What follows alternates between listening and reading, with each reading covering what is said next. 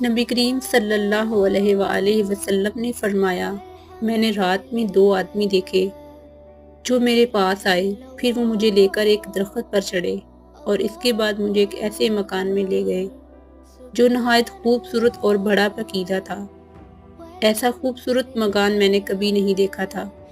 इन दोनों ने कहा, ये घर शहीदों का है। दो शख्सों से मुराद हज़रत जिब्राइल मीकाईल सलाम है, जो पहले आपको बैतुल मुक़द्दस ले गए थे, बाद में आसमानों की सैर कराई, जन्नत और दोज़ख के बहुत से मनाज़र आपको दिखाए। जिस्मानी मुराज का वाक़या अलग है, जो बिल्कुल हक और हकीकत है।